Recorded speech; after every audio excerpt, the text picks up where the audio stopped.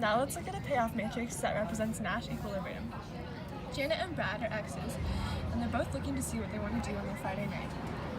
Both have the option of either going to the movies or to go clubbing. And we've ranked their options with numerical values that represent the utility or satisfaction that they gain from going out.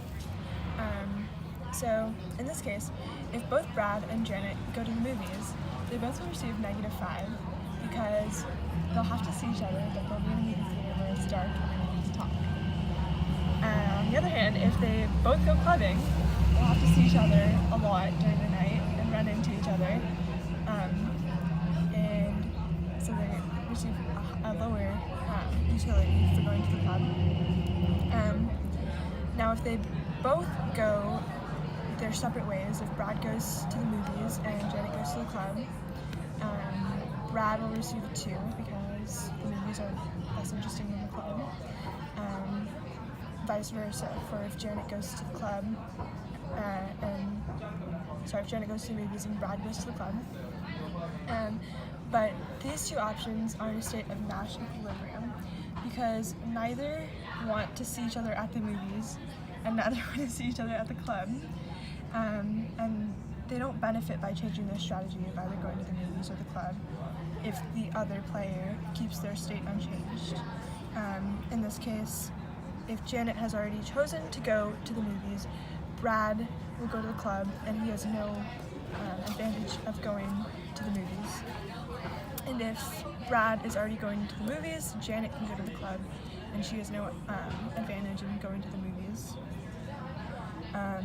Which is the same as if Brad was already going to the movies, if Brad was already going to the club, Janet will want to go to the movies. She has no benefit from going to the club. She'll have negative points.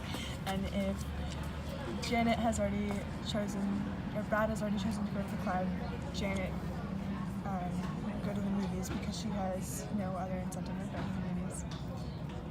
Anyways, if each player has already chosen their strategy and no player can benefit by changing their strategies while the other player keeps theirs unchanged, then the current set of strategy choices and their corresponding payoffs constitutes a Nash equilibrium. They're making the best decision they can, taking into account the other's decision. In order to explain dominant strategy, we need to look at it like a case-by-case basis. In this scenario, if player A chooses to split, then player B's best outcome is to steal, as 300 is a greater yield than 200. In the next case, if player A chooses to steal, then player B's best outcome is to steal again, because 80 is greater than 50. In this case, stealing is player B's dominant strategy. Now let's look at player A. If player B chooses to steal, then player A's best strategy is to also steal. But in this case, when player B chooses to split, then player A's best strategy is to steal. In this case, stealing is also player A's dominant strategy.